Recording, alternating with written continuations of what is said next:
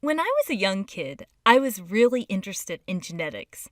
Well, I didn't really understand genetics. I kind of thought that when two organisms had a baby, the baby was just this blend of the two. Yeah, that's a misconception. But I really saw genetics in action with my guppies. Guppies are very easy freshwater fish to keep in an aquarium.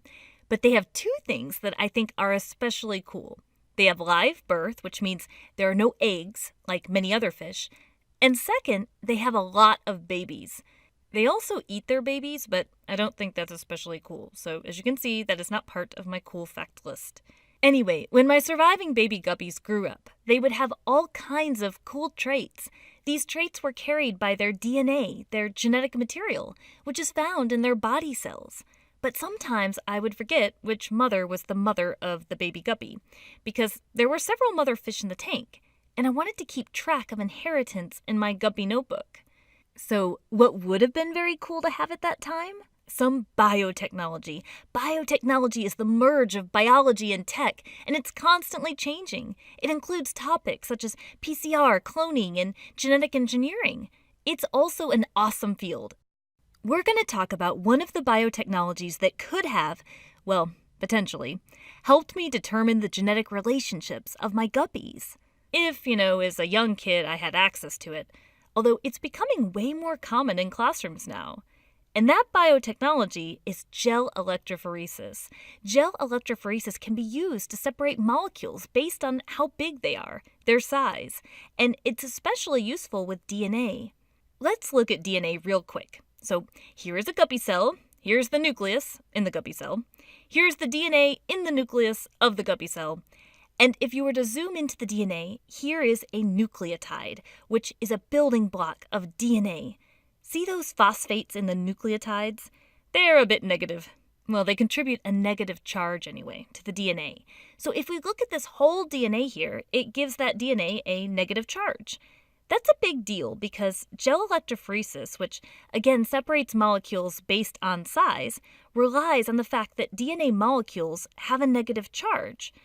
Okay, here's a gel electrophoresis machine.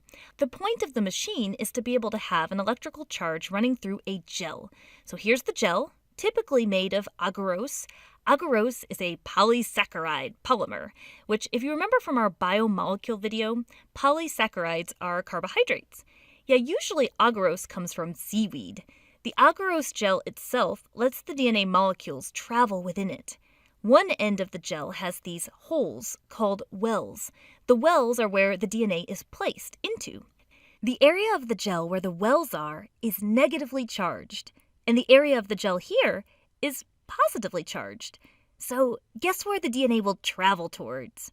Well, since it's negatively charged, it's going to travel to the positive side. So typically when you're analyzing DNA in electrophoresis, you use these restriction enzymes to cut the DNA up into tiny pieces. Restriction enzymes have the ability to cut up DNA in very specific areas, often related to the specific DNA bases, making restriction enzymes very useful in biotechnology. There are many different types of restriction enzymes, and we encourage you to learn about how they cut DNA and how it differs with different types of restriction enzymes. This video doesn't go into the different ways that restriction enzymes cut DNA. So if I had baby guppy DNA and adult mother guppy DNA, and I want to compare them, then I would want to use the same types of restriction enzymes in both DNA samples. If I used the same type of restriction enzyme, it should be cutting the DNA at the same identification points in the DNA samples.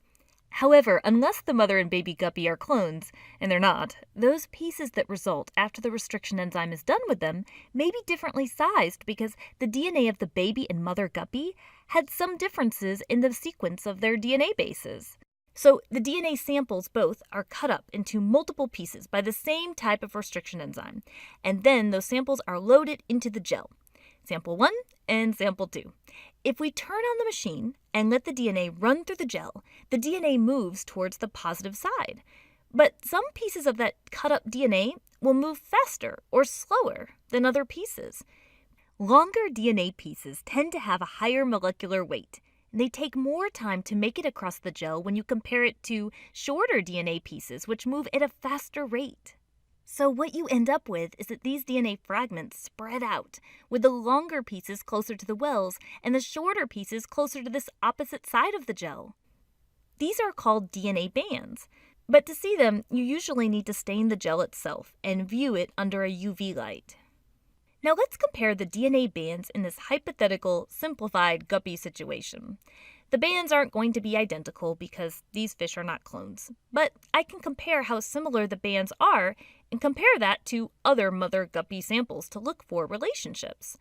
Let's say that we have 3 mother guppy samples to view, and these are the only possible mothers from the fish tank. Which one appears to be the most related to the offspring in this case, and has a high likelihood of being the mother? Well, this one. But we can't be 100% sure with this. It would be helpful for me to know the father guppy sample too, because this will give you more insight. But if these are the only fish in the tank, it's a very high likelihood with this case. Also, you can use something called a DNA ladder. You can buy them from various science material distributors, but a DNA ladder is not what it sounds like. It's basically a sample that has known fragment sizes. So if you run it in the electrophoresis machine, you already know the fragment lengths. Let's say this DNA ladder only had 3 bands, which is not usually the case. Since it's a DNA ladder, the base pair lengths are known. They are 500 base pairs, 1,000 base pairs, and 1,500 base pairs. Think for a minute. Where would they fit in? It would look like this. You can use this now as a reference to give estimates of how large the other fragments are when they're run alongside it.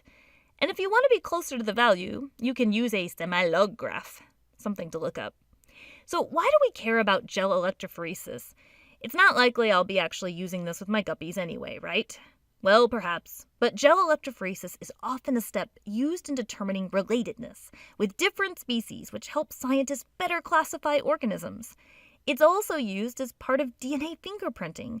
DNA fingerprinting is a way that one can identify someone's DNA, which can be very helpful if you're trying to solve a mystery involving a crime scene.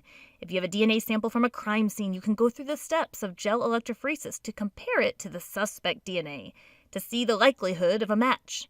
In fact, you can take the results from gel electrophoresis and isolate genes of interest by something called southern blotting. Definitely something to look up if you're curious.